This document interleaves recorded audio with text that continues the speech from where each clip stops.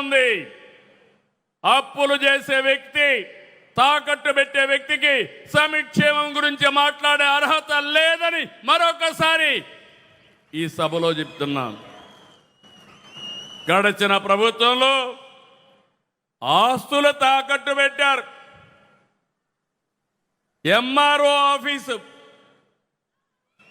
అదే మారిగా హాస్పిటల్ తాకట్టు పెట్టడం, కడాన మద్యాన్ని తాకట్టు పెట్టి వచ్చే ఆదాయాన్ని కూడా అప్పు తీసుకురావడం, ఎక్కడికక్కడ రాష్ట్రాన్ని తాకట్టు పెట్టిన వాళ్ళు ఈరోజు రాష్ట్రాన్ని గురించి మాట్లాడే అర్హత ఉందా తమ్ముళ్ళు అని మిమ్మల్ని అడుగుతున్నా.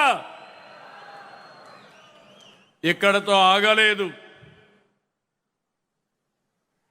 పోయిన సంవత్సరం అప్పుడు ప్రభుత్వం 3 రాజధానుల పేరుతో 3 ముక్కలాటాడి ప్రజల్లో చిచ్చు పెట్టే ప్రయత్నం చేశారు. ఈరోజు గర్వంగా చెప్తున్నా, 3 రాజధానులు కాదు, 3 ప్రాంతాలని విశాఖపట్నం, అమరావతి, తిరుపతి కేంద్రంగా అన్ని జిల్లాలు అభివృద్ధి చేసే బాధ్యత ఈ ఎన్డీఏ ప్రభుత్వానిది. అన్ని నియోజకవర్గాలు చేస్తాం. 175 ఎంఎస్ఎంఈ పార్కులు పెట్టాం. ఇంకొక పక్క పెట్టుబడులకు ప్రాధాన్యత ఇచ్చాం. ఒకప్పుడు పెట్టుబడిదారులు పారిపోయారు, రాష్ట్రానికి రామని శపథం చేశారు. మళ్ళా నమ్మకాన్ని కల్పించాం. ఎక్కడికక్కడ మీరు చూస్తే ఈరోజు రాష్ట్రంలో భూమి కానీ, నీళ్లు కానీ, అనుమతులు కానీ అన్నీ కూడా ఇచ్చి మనం సకాలంలో చేశాం. కేంద్రం కూడా సహకరించింది. మనం కష్టపడ్డాం, ఒక సుస్థిరమైన ప్రభుత్వాన్ని ఇచ్చాం. దీని మీద అందరికీ నమ్మకం వచ్చింది. ఈరోజు మీరు చూస్తే 23 లక్షల కోట్ల రూపాయల పెట్టుబడులు 3 ప్రాంతాలతో సమానంగా వచ్చాయి, అన్ని జిల్లాలకు వస్తున్నాయి. దీనివల్ల అన్ని ప్రాంతాల అభివృద్ధి జరుగుతుంది. ఈరోజు రాయలసీమ ఉంది. రాయలసీమను మనం ఒకసారి గుర్తుపెట్టుకుంటే అనేక అభివృద్ధి కార్యక్రమాలకు శ్రీకారం చుట్టాం. ఇక్కడే స్పేస్ సిటీ వస్తుంది, డ్రోన్ సిటీ వస్తుంది. Next month Rayalaseema steel plant కూడా ప్రారంభించి 2028కి పూర్తి చేస్తాం. మొన్ననే రాజ్నాథ్ సింగ్ గారు వచ్చారు, ఎంతో మంది ప్రయత్నం చేశారు. 36 రోజుల్లో 5th జనరేషన్ ఫైటర్ జెట్ మన పుట్టపర్తిలో తయారవుతా ఉంది. విదేశాల్లో ఎవరైనా మన దేశం వైపు కన్నెత్తి చూస్తే గుండెల్లో రైళ్లు పరిగెత్తిచ్చే 5th generation fighter jet Rayalaseema నుంచి వెళుతుంది. అది మన శక్తి.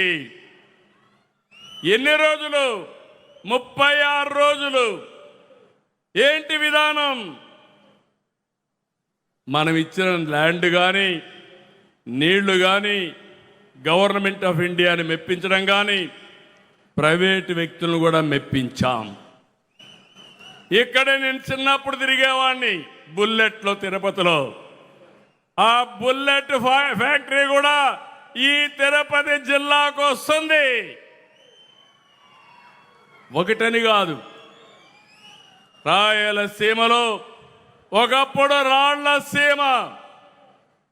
నేను ఆ రోజు చెప్పాను, రాయలసీమ రాళ్ల సీమ కాదు, రత్నాల సీమ చేసే బాధ్యత మేము తీసుకుంటామని. కడాన రాయలసీమలో జొన్నవాడలో బంగారు కూడా లభించే పరిస్థితి వచ్చింది.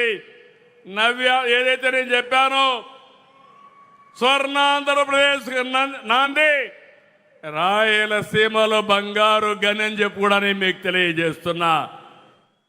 అయితే ఇవన్నీ చూడంగానే మీరంతా డబ్బులు ఎక్కువ ఉన్నాయి, మా ఆలోచనలని తీర్చేయమంటే భవిష్యత్తుకు ఉపయోగపడి చెప్తున్నాను తప్ప ఇప్పటికెప్పుడే నిలదొక్కోలేకపోతే నడవలేం. ముందు నిలబడాలి, నడవాలి. నిన్నటి వరకు వెంటిలేటర్ పైన ఉండే వాళ్ళకి ఆక్సిజన్ ఇచ్చి బయట తీసుకొచ్చాం. ఇవన్నీ సాధ్యమా అంటే సాధ్యమే.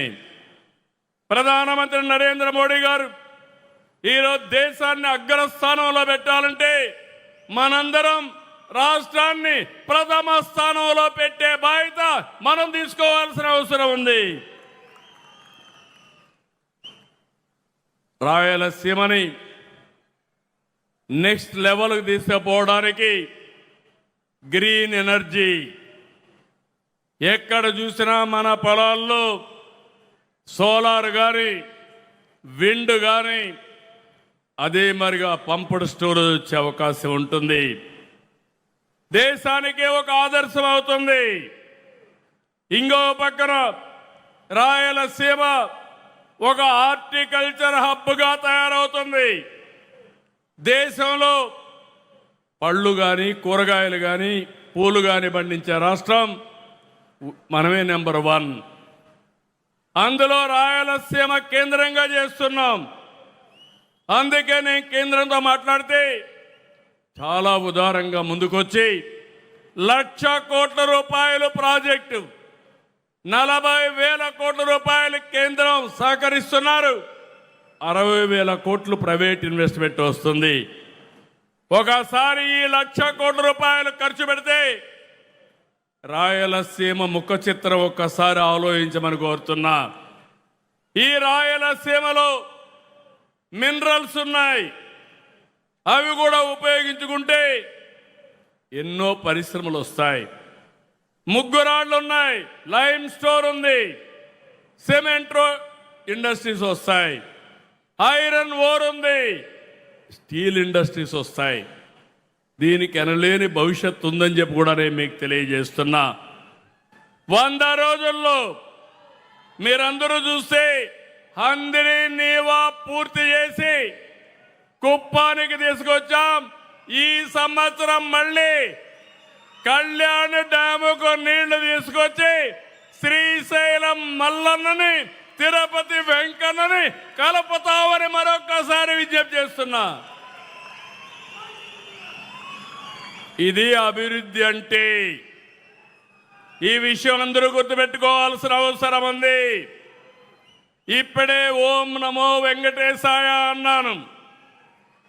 తిరుపతి ఏం జరిగింది తమ్ముళ్ళు? 5 ఏళ్ళు 1924 వెంకటేశ్వర స్వామిని అపవిత్రం చేయాలని ఆలోచించారా లేదా అని అడుగుతున్నా. అప్రతిష్ట పాలు చేశారా లేదా అని అడుగుతున్నా. కల్తీ నెయ్యి మర్చిపోయామని అడుగుతున్నా. దేవుడికి అపచారం జరిగితే మనకు అపచారం కాదా అని మిమ్మల్ని అడుగుతున్నా. మీకు రోషం లేదా? అందుకే అడుగుతున్నా. దేవుణ్ణి నమ్మడం కాదు, దేవుణ్ణి కాపాడుకుంటామని, పవిత్రతను కాపాడుకుంటామని గట్టిగా చప్పట్లు కూడా చెప్పండి. ఇది మనందరి మనోభావాలు, ఇది మనందరికీ సంబంధించిన విషయం. నేను ఎప్పుడు కూడా ఇతర మతాలను ఎప్పుడు ద్వేషించలేదు. కానీ ఈరోజు వెంకటేశ్వర స్వామి కలియుగ దేవుడు, ఆయనకే అపచారం జరిగినప్పుడు పోరాడకపోతే మన జీవితానికి సార్థకత లేదు. ఒక పద్ధతి ప్రకారం చేశారు. అన్ని దేవాలయాల్లో దాడులు చేశారు, అపవిత్రం చేశారు. బ్రిటిష్ వాళ్ళు వెంకటేశ్వర స్వామి జోలుకు రాలా. వాళ్ళకు కూడా దేవుడు చెప్పాడు, నా జోలుకు వస్తే నువ్వు లండన్లో ఉన్నా బాగుపడవంటే వాళ్ళు కూడా సహకరించారు. కానీ ఈ దుర్మార్గులు వెంకటేశ్వర స్వామి జోలుకు వచ్చిన వాళ్ళు నేను ఎప్పుడు చెప్పేవాడిని, మరో జన్మలో కాదు ఆయన అనుకుంటే ఈ జన్మలోనే పనిష్మెంట్ ఇస్తాడు, శిక్ష ఇస్తాడని మరొక్కసారి విజ్ఞప్తి చేస్తున్నా. ఇంకా అపవిత్రం చేయాలని చూస్తున్నారు. మళ్ళీ ఒకే మాట చెప్తున్నా, వెంకటేశ్వర స్వామి పవిత్రతను కాపాడుకునే శక్తి సామర్థ్యం మాకుంది. ఇది గుర్తుపెట్టుకోమని హెచ్చరిస్తున్నా.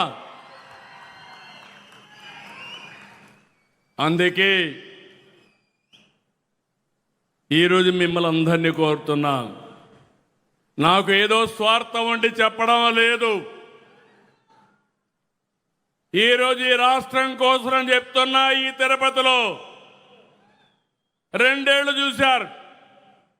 మేము ఏ ఉద్దేశంతో అయితే కలిశామో, నేను కానీ మా మిత్రుడు పవన్ కళ్యాణ్ గారు కానీ, ఇంకో పక్క ప్రధానమంత్రి నరేంద్ర మోడీ గారు కానీ, బీజేపీ కానీ, అందరం బలోపేతం చేసే కార్యక్రమాల్లో ఉన్నాం. ప్రజలకు న్యాయం చేస్తే మనం బలపడతాం. అదే మరి ఇంకా న్యాయం చేయడానికి మనం ముందుకు పోయే అవకాశం ఉంటుంది. విశాఖపట్నం అనేక ఇండస్ట్రీస్ వస్తున్నాయి. గూగుల్తో సహా టీసీఎస్ కానీ, కాగ్నిజెంట్ కానీ, ఆర్సీఆర్ మిత్తల్ కానీ, ఇలాంటి చాలా వస్తున్నాయి. అమరావతి ప్రపంచంలో 5 నగరాల్లో ఉండే క్వాంటమ్ రెవల్యూషన్కి ఒక హబ్గా తయారవుతుంది. ఇలాంటివన్నీ చేసి మనం ముందుకు పోతూ, నేను ఒకటే రాష్ట్ర ప్రజలందరికీ విజ్ఞప్తి చేస్తున్నా, అభివృద్ధి చేస్తాం. కొంతమంది మాట్లాడుతున్నారు, ఏ పని కూడా ఒక ఇండస్ట్రీ వస్తే ఆ రోజే రాదు. ఇండస్ట్రీ రావాలి, మళ్ళీ వాళ్ళకు కావలసిన భూమి, నీళ్లు అన్నీ ఇవ్వాలి, వాళ్ళు అనుమతులన్నీ తీసుకురావాలి, పని ప్రారంభించాలి. ఎంత పరిగెత్తించినా కొంత టైం పడుతుంది. అదే మరి ఉద్యోగాలు రావాలంటే స్థానికులకే రావాలి. అందుకే స్థానికుల కోసం స్కిల్ డెవలప్మెంట్ కూడా చేస్తున్నాం. నేను ఎన్నికల మేనిఫెస్టోలో చెప్పిన ప్రతి ఒక్క విషయానికి ఎప్పటికప్పుడు అధ్యయనం చేస్తున్నా. సాధ్యమైనంత వరకు అన్ని పనులు చేసి మా నిజాయితీని నిరూపించుకునే బాధ్యత మాది. ఇంకొక పక్క మీ అందరికీ ఒక సుపరిపాలన, ఇబ్బందులు లేని పరిపాలన. జిల్లాలో అడ్డుగోలుగా విభజిస్తే సరిచేశాం. మార్కాపూర్, మదనపల్లి, పోలవరం జిల్లాలు ఏర్పాటు చేశాం. ప్రజల ఆస్తుల్ని గుప్పెట్లో పెట్టుకోవాలని ల్యాండ్ టైటిలింగ్ యాక్ట్ తీసుకొస్తే రద్దు చేశాం. భవిష్యత్తులో సర్వేలు చేస్తున్నాం. అన్నీ కూడా ఇష్టం లేకపోతే 22A కింద పెట్టి కొన్ని భూములు అన్యాక్రాంతం చేస్తే ఎవరి అనుభవంలో ఉందో ఆ భూమి వాళ్ళకి ఇచ్చే బాధ్యత, దీర్ఘకాలిక సమస్యల పరిష్కారం చేసే బాధ్యత తీసుకుంటాం. తిరుపతిలో శెట్టిపల్లి 40-50 సంవత్సరాలు పెండింగ్ సమస్యని పరిష్కారం చేసిన ఘనత ఎన్డీఏది. ఇలాంటి అన్ని సమస్యలు పరిష్కారం చేస్తాం. ఇక్కడ కూడా బ్లాక్ చైన్ టెక్నాలజీ తీసుకొస్తాం. QR కోడ్ పెడతాం. అందరినీ ఎప్పటికప్పుడు వాళ్ళ భాగస్వామితో చెక్ చేసి ప్రాపర్ రికార్డ్ ఇస్తాం. ఇంకొక పక్క చెత్త పన్ను రద్దు చేశాం. 85 లక్షల మెట్రిక్ టన్నులు చెత్త తీసాం. చెత్త అంతా కూడా క్లీన్ చేస్తున్నాం. పరిపాలనలో చెత్త, పరిసరాల్లో చెత్త, మనసుల్లో చెత్త మొత్తం కూడా తీసేసి పరిశుభ్రమైన రాష్ట్రంగా స్వచ్ఛ ఆంధ్రప్రదేశ్గా తయారు చేసే బాధ్యత తీసుకున్నాం. నాలా చట్టాన్ని రద్దు చేశాం. ప్రజలకు ఇబ్బంది కలిగించే చట్టాలన్నీ కూడా రివ్యూ చేస్తున్నాం. సులభతరమైన పరిపాలన, ప్రజలు మెచ్చే పాలన, ఎక్కడికి ఇబ్బంది లేకుండా చేయాలని చేస్తున్నాం. సమర్థత పెంచుతున్నాం. ఈరోజు మీరు చూస్తే మొట్టమొదటిసారిగా కరెంటు ఛార్జీలు పెంచకుండా కరెంటు ఛార్జీలు తగ్గించి ట్రూ డౌన్ ఛార్జెస్ చేశాం. 4,666 కోట్ల రూపాయలు ప్రజల మీద భారం పడకుండా కాపాడిన ప్రభుత్వం ఎన్డీఏ ప్రభుత్వం అని మరొకసారి విజ్ఞప్తి చేస్తున్నా. ఆవరేజ్ ప్రొక్యూర్మెంట్ కాస్ట్ మీరు చూస్తే యూనిట్కి 38 పైసలు తగ్గించాం. అయితే ఇలాంటివి ఇప్పుడు చేసింది నిరంతరం చేస్తున్నాం. కొంత టైం తీసుకుంటుంది. నిన్న మొన్న నేను పవన్ కళ్యాణ్ గారు ఎన్డీఏ మీటింగ్లో ఉన్నాం. సుదీర్ఘ మీటింగ్ జరిగింది. ప్రధానమంత్రి గారు ఈ దేశాన్ని ఏ విధంగా ముందుకు తీసుకుపోవాలో చాలా స్పష్టంగా ఒక బ్లూ ప్రింట్ ఇచ్చారు. నిన్న అన్ని పార్టీలతో కలిసి నీతి ఆయోగ్ మీటింగ్ జరిగింది. అవన్నీ కూడా అటెండ్ అయ్యి ఇక్కడికి వచ్చాను. మాకొక స్పష్టత ఉంది. ఆ స్పష్టత భారతదేశం వికసిత్ భారత్ 2047, ఆంధ్రప్రదేశ్ స్వర్ణాంధ్ర 2047 ఈ రెంట్ కోసం ముందుకు పోతున్నా. కానీ ఇక్కడ గొడ్డలి పార్టీ ఉంది. మీరందరూ గుర్తుపెట్టుకోవాలి. అనేక సవాళ్ళని అధిగమిస్తున్నాం. ఎన్నో ఇబ్బందులు ఉన్నాయి, ఇంకా ఉంటాయి. ఈరోజు మీరు గుర్తుపెట్టుకోండి, మనం తప్పు చేస్తే ఇబ్బందులు పెరుగుతాయి. మనం జాగ్రత్తలు తీసుకున్నా బయట జరిగే పరిణామాలు మనకు ప్రభావితం అవుతాయి. ఎక్కడో ఇరాన్లో యుద్ధం, ఇక్కడ మామిడి ధరలు పడిపోయినాయి, అరటి ధరలు పడిపోయినాయి, రొయ్యల ధరలు పడిపోయినాయి. మీరు వాడే డీజిల్ పెట్రోల్ పెరిగింది, గ్యాస్ ధరలు పెరిగాయి. దీనివల్ల నిత్యావసర వస్తువుల ధరలు పెరిగే పరిస్థితి వచ్చింది.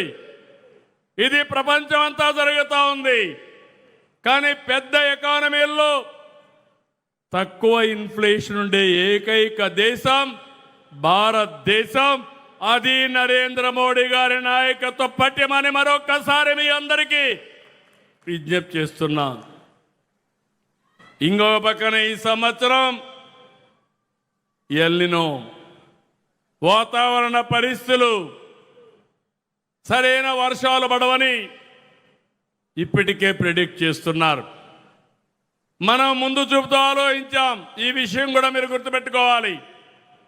ముందు చూపుతో ఆలోచించి దీనికి కూడా ప్రకృతి సేద్యానికి పోయాం. మొన్ననే ప్రధానమంత్రి గారు కూడా దీన్ని ప్రోత్సహించాలని చెప్పారు. అయితే స్వీడన్లో ఒక మీటింగ్ జరిగితే వాళ్ళు ప్లానెట్ ఫుడ్ ప్రైజ్ అని $1.5 మిలియన్ అవార్డుగా ఆంధ్రప్రదేశ్కి ఇచ్చారంటే, ప్రకృతి సేద్యానికి ఇచ్చారంటే అది ప్రపంచానికి ఆంధ్రప్రదేశ్ చూపించే దారి. ఇలాంటి చాలా చేస్తున్నాం. మొన్ననే 6-7 అవార్డులు పంచాయతీరాజ్కి వచ్చాయి. నేను మనస్ఫూర్తిగా పంచాయతీరాజ్ మినిస్టర్ని అభినందిస్తున్నా, పవన్ కళ్యాణ్ గారిని. అదే మరి ఎడ్యుకేషన్ కూడా ఒక దిశ చూపించడమే కాకుండా ఆ రోజు చెప్పిన ఉద్యోగాల కోసం లోకేష్ గారు చేస్తున్నారు. ఇవన్నీ చూస్తే గొడ్డలి పార్టీ మళ్ళీ కుట్రలు చేస్తా ఉంది. ఫేక్ న్యూస్తో వస్తున్నారు. ఆ రోజు మీరు చెప్పింది మర్చిపోయారని అడుగుతున్నా. మద్యపాన నిషేధం చేస్తేనే నేను ఓటు అడుగుతానని చెప్పిన వ్యక్తి మద్యపాన నిషేధం చేశారా? ఓటు అడిగే అర్హత ఉందా అని అడుగుతున్నా. లేదంటే గట్టిగా చెప్పండి, ఓటు అడిగే అర్హత లేదని. జే బ్రాండ్లు తీసుకొచ్చారు, సొంత బ్రాండ్లు తీసుకొచ్చారు, అందరి ఆరోగ్యాన్ని నాశనం చేశారు. ఇంకొక పక్క ఎంతో మంది ఆడబిడ్డల మంగళ సూత్రాలు పోయే పరిస్థితి వచ్చింది. ఇంకో పక్క మీరు చూస్తే సిపిఎస్ ఒక వారంలో రద్దు చేస్తున్నారు. ఎన్ని వారాలండి అధికారంలో ఉండి చేశారని అడుగుతున్నా. ఇంకొక పక్క జాబ్ క్యాలెండర్ అన్నారు, ఒక్క జాబ్ క్యాలెండర్ ఇచ్చారని అడుగుతున్నా. ఈరోజు 15,700 ఉద్యోగాలు టీచర్లకు ఇచ్చిన ఘనత తెలుగుదేశం ప్రభుత్వం, ఎన్డీఏ ప్రభుత్వానిది. మళ్ళీ మీరు ఒకసారి చూస్తే ఈసారి కూడా జాబ్ క్యాలెండర్ మళ్ళా ఇచ్చాం. నిరుద్యోగ భృతి తెలుగుదేశం ఆ రోజు ఇస్తే రద్దు చేశారు. ఈరోజు మన ఉద్యోగం కానీ నిరుద్యోగ భృతి ఇస్తున్నాం. ఒకటే చెప్తున్నా, రాష్ట్రంలో ఉండే యువతకి అన్ని విధాల ఆదుకునే బాధ్యత, ప్రపంచంలోని మేటైన యువతగా తయారు చేసే బాధ్యత ఈ కూటమిది. ఇంకో పక్క అమరావతి పైన ఓసరవిల్లి రాజకీయాలు. అమరావతి సరే అన్నాడు, 3 రాజధానులు అన్నాడు, 3 ముక్కలాటాడాడు. ఇప్పుడు మ్యావిగన్ అంటాడు. మ్యావిగనో వాటిగనో నాకు తెలియదు. ఏం మాట్లాడుతున్నారని అడుగుతున్నా. రోడ్డు మీద కట్టేస్తే అది రాజధాని అయిపోతుందని. దేవతల రాజధాని అమరావతి, ప్రజా రాజధాని అమరావతి, ప్రపంచంలోనే మేటైన రాజధాని అమరావతి. ఎవడు ఆపలేడు.